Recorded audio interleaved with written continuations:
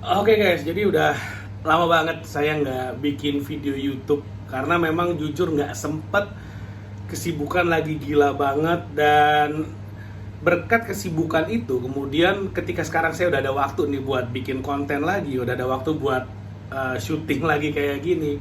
Saya mau share apa-apa saja yang saya udah dapetin minimal sebulan kemarin, sehingga akhirnya nggak ada waktu karena saking banyaknya yang dikerjain, peluang datang dengan begitu banyak. Dan mungkin ke depan saya akan banyak sharing tentang apa yang terjadi selama sebulan kemarin, dan mudah-mudahan apa yang saya dan tim saya lakukan, apa yang kemudian kami bangun sama-sama, yang kemudian saya ceritakan itu bisa menjadi apa ya, kayak aspirasi, inspirasi, motivasi, apapun lah namanya, yang pasti bakal bikin kamu naik kelas kalau minimal kamu dengerin sampai habis dan kamu praktekin.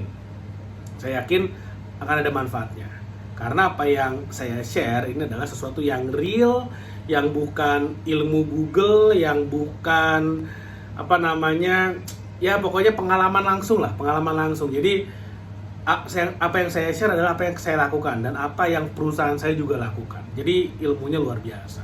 Oke, jadi pada video ini yang saya mau share adalah tentang pengalaman saya berinvestasi di properti. Nah, kenapa ini jadi menarik? Karena yang namanya properti itu sudah ada sejak ribuan tahun yang lalu, ada sampai sekarang, dan akan terus ada hingga ribuan tahun yang akan datang. Dan bahkan sebelum ada yang namanya saham, sebelum ada yang namanya emas, properti sudah ada, tempat tinggal sudah ada gitu ya. Jadi ini adalah sesuatu yang kita mulai dari zaman nenek moyang dan buyut zaman dulu, zaman ribuan tahun yang lalu, dan akan terus kita wariskan kebiasaan ini atau mode investasi ini sampai seterusnya, anak cucu dan seterusnya, karena semua orang perlu tempat tinggal dan kebutuhannya ada. Nah, permasalahannya adalah banyak orang yang berpikir, kalau saya mau invest properti, saya mulai dari mana? Saya mau invest properti, saya perlu modal besar. Saya mau invest properti tapi bingung, nggak ngerti dan segala macamnya. Nah, OOT dikit, out of topic dikit. Bicara tentang langkah pertama, saya lagi bikin buku saya yang ketiga. Jadi saya udah bikin 2 buku ya selama ini ya. Yang pertama adalah Melek Investasi, yang ini udah nggak dicetak lagi. Jadi buku yang ada ini adalah ya satu-satunya. Dan buku yang kedua adalah 69 Strategi Marketing dan Branding. Ini buku kedua saya. Saya lagi bikin buku ketiga yang nanti akan bercerita tentang bagaimana caranya sharing, bagaimana caranya lewat media sosial kita bisa menghasilkan income. Bagaimana caranya media sosial kita itu bisa kita setting sedemikian rupa, kita bikin sedemikian rupa sehingga dia menjadi mesin penghasil income tanpa mengganggu pekerjaan utama kita, bahkan bisa kita setting supaya otomatis bekerjanya.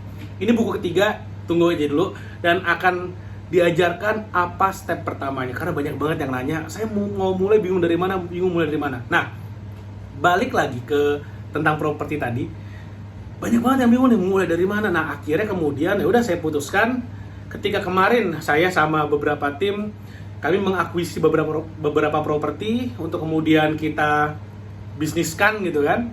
Nah, saya mau cerita di sini. Jadi pertama, kalau kita bicara soal properti, ketika orang berpikir, saya mau bisnis properti modalnya besar, ayo kita breakdown. Perlu modal nggak? Bisa iya, bisa nggak? Oke, bisa iya, bisa nggak? Kalau kamu punya modal besar, kamu udah punya uang banyak untuk modal, good for you, it's okay, nggak masalah. Nggak ada yang perlu merasa malu punya duit banyak, it's okay. Itu namanya privilege gitu kan, it's okay, manfaatkan. Tapi buat orang-orang yang kemudian saya dari nol, saya nggak ngerti mulai dari mana, saya nggak punya modal, saya bukan anak konglomerat dan segala macam. Nah, video ini buat kamu, nonton sampai habis, karena yang saya mau share adalah bagaimana saya dan partner saya itu akhirnya kita bisa membeli properti. Bukan artinya seluruh properti kita keroyokan, enggak, masing-masing ngambil gitu ya, masing-masing beli satu gitu kan. Dan kita semua nggak pakai modal. Nah, gimana caranya? Semua ini bermula dari kami. Jadi gini, saya tuh punya partner circle satu saya lah ya. Circle satu saya itu adalah orang-orang yang ambisius, punya mimpi yang besar, dan mereka ingin menjadi kolektor properti. Keren banget ya. Mereka ingin jadi kolektor properti. Nah, salah satu habit yang kemudian saya bangun sama teman-teman inner circle saya, kita rajin datang ke expo, ke pameran-pameran properti. Oke? Kenapa harus ke pameran properti? Karena biasanya di pameran properti itu bank itu ngasih promosi gila-gilaan. Yang biasanya bunganya 6%, 7%, bahkan kalau floating 11%, 13%, di expo itu bisa jadi cuma 2%, 2,5%, 3%, wah dikit banget, bunganya kecil, dan itu sangat menarik banget. Makanya kita datang ke expo, dan biasanya kalau ada di expo itu approvalnya lebih gampang, biasanya ya. Nah, lalu kemudian kami datang ke properti, ke expo properti, kita lihat-lihat pameran di sana, kita datengin booth-boothnya. Nah, setelah kita datengin booth-boothnya, biasanya kita nyebar tuh. Oke, saya misalnya saya yang bagian depan, nanti teman saya bagian tengah, nanti ada di bagian belakang, tuh ada pokoknya masing-masing punya areanya sendiri-sendiri. Kita kumpulin brosur, kita ngobrol sama agent-agentnya, cari informasi sebanyak-banyaknya. Lalu kemudian setelah itu kita akan datang ke biasanya ada tempat makannya, food courtnya, kita kumpul di sana sambil duduk-duduk makan sambil diskusi. Kira-kira masing-masing dari kita ambil top 5-nya. Misalnya saya datang ke 20 booth gitu kan. Saya datang ke 20 booth, dari 20 itu top 5-nya yang mana aja. Nah, teman saya juga ada top 5-nya, masing-masing datang dengan top 5-nya. Jadi yang 15 sisanya kita bahkan nggak diskusikan karena kita hanya lihat top 5-nya saja, dan kita semua udah percaya bahwa oh si A, si B, si C, teman-teman saya dan saya juga itu semuanya udah memiliki mindset yang sama. Jadi ketika kita mengajukan top 5 masing-masing, itu udah benar-benar yang sesuai dengan kriteria kita semua. Dari sisi DP-nya, cicilannya, lokasinya, furnisnya, semuanya udah sesuai. Oke, lalu kemudian kita duduk. Nah, ini yang menarik. Waktu kita duduk, kita saling tukar informasi, kita juga saling challenge di sana. Lu kenapa pilih yang ini? Kenapa nggak yang ini? Kenapa? Pokoknya kita saling challenge di sana sehingga kita semakin terasah pengetahuannya tentang properti, saling mengasah satu sama lain. Ingat, ini orang-orang yang memang sukanya properti. Jadi mereka punya knowledge sendiri, si A punya knowledge, si B punya knowledge, si C punya knowledge, saya juga punya knowledge saya sendiri, dan kita saling tukar informasi di sana. Dan itu seru banget. Nah, lalu kemudian dari misalnya kita berlima nih, masing-masing kan punya 5 kan. Nah, kita punya 25 akhirnya yang top listing kita. Maksudnya bukan top listing, top potential property yang mau kita beli, yang mau kita keroyok rame-rame. Tapi masing-masing ngambil satu, ya bukan satu unit dibeli berlima, enggak. Kita beli 5 gitu maksudnya. Nah, lalu kemudian kita pilih satu yang kemudian kita akan survei.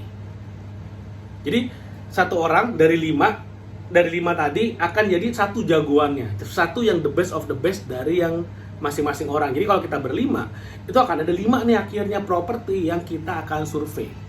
Oke? 5 properti yang kita survei. Nah, setelah pulang dari sana, kita atur waktu tuh kapan kita mau survei, surveinya yang mana aja. Kalau deket-deketan, ya udah satu hari kita bisa survei ke 2 atau 3 lokasi sekaligus. Semuanya kita datengin. Setelah kita datengin, akhirnya kita memilih, kesimpulannya, kita memilih satu pengembang, satu klaster yang ada di daerah Sentul City. Di daerah Sentul City sana. Nah, akhirnya kami ambil unitnya. Jadi masing-masing ambil satu. Pertanyaannya adalah, kenapa pilih yang itu? Ada banyak banget tuh, ada yang dari Ciputra waktu itu, ada yang macam-macam dah, ada yang dari pengembang alam Sutra, banyak banget. Tapi kenapa akhirnya kita pilih yang Sentul? Nah, kenapa mengambil yang itu? Saya kasih tahu hitungannya. Jadi banyak orang berpikir bahwa mau investasi itu pasti ada perhitungan-perhitungan yang sangat ngejelimet.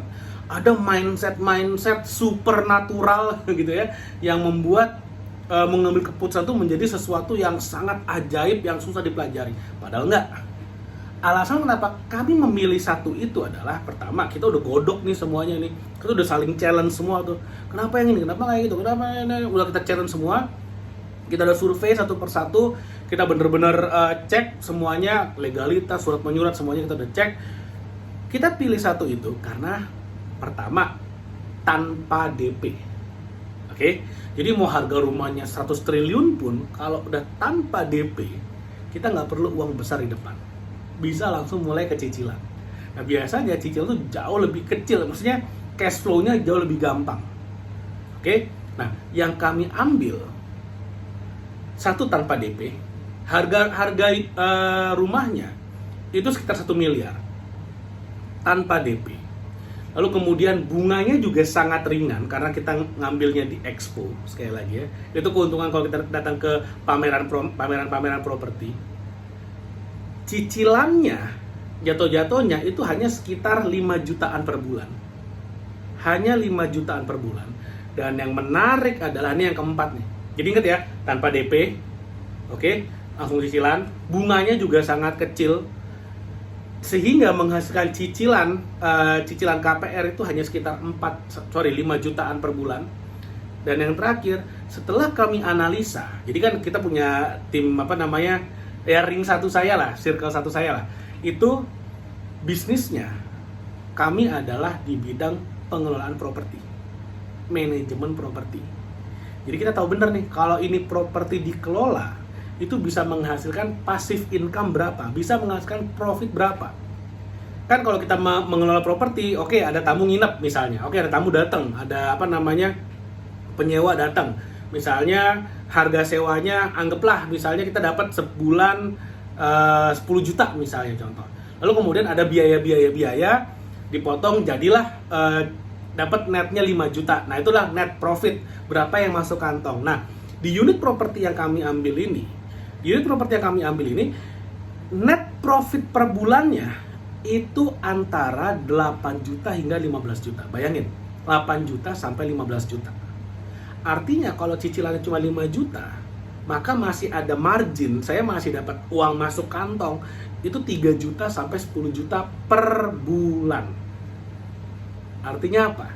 Saya tanpa modal, tanpa DP, lalu kemudian propertinya disewakan, saya dapat income-nya kemudian saya pakai buat mencicil, masih ada sewanya. Asik banget. Kalau kita dapat properti yang kayak gitu, artinya apa? Anak kecil juga ngerti bahwa it's a good deal. Makanya kita exercise, makanya kita eksekusi. Sesimpel itu.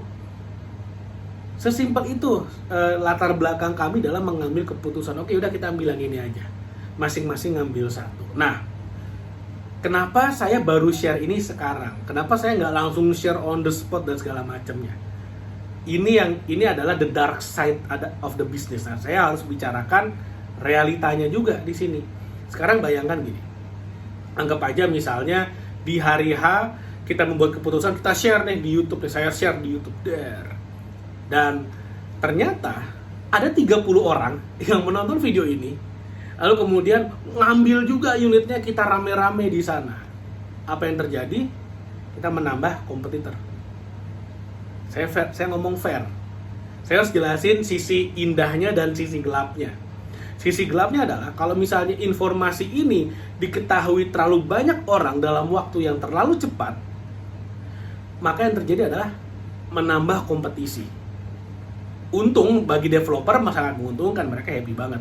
Tapi bagi saya dan teman-teman, at least bagi teman-teman saya lah ya, bagi teman-teman saya ini menambah kompetisi. Makanya akhirnya kita sepakat informasinya di-keep dulu, di-share-nya sebulan kemudian. Makanya saya share sekarang. Kayak gitu. Nah, ini yang menarik. Nah, artinya kesimpulannya apa?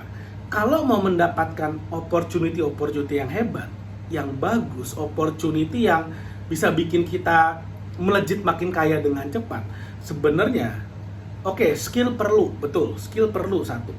Pengetahuan perlu. Tapi yang sangat penting adalah dengan siapa kita bergaul. Dengan siapa kita bersirkel, itu yang sangat penting. Kenapa saya dapat informasi ini? Karena saya punya ring satu, saya punya circle orang-orang yang main properti, yang benar-benar suka properti, yang mereka punya knowledge yang sangat mumpuni dalam menentukan keputusan apakah invest atau enggak. Jadi begitu kita duduk, kita kayak ngegelar ini ya, gelar perkara gitu ya. Kita gelar nih, gue punya 5 ini, gue punya 5 ini, gue punya 5 ini. Oke, kenapa lo yang ini? Kenapa? Itu benar-benar kita challenge banget, kita kritisin banget, kita scrutinize banget sehingga mendapatkan pilihan yang benar-benar luar biasa. Ini yang kemungkinan suksesnya paling besar. Akhirnya kita pilih rame-rame, kita ambil unit, pilih, kita ambil unit. Ya udah, akhirnya kita berlima mengelola di kawasan yang sama. Karena itu adalah pilihan yang terbaik dari hasil pemikiran 5 orang ini.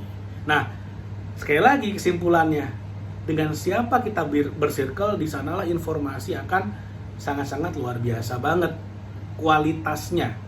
Informasi yang datang sangat berkualitas, sehingga ketika kita mengambil keputusan itu jauh lebih gampang dan jauh lebih akurat. Oke, mudah-mudahan apa yang saya share bermanfaat. Jangan lupa like video ini dan share video ini.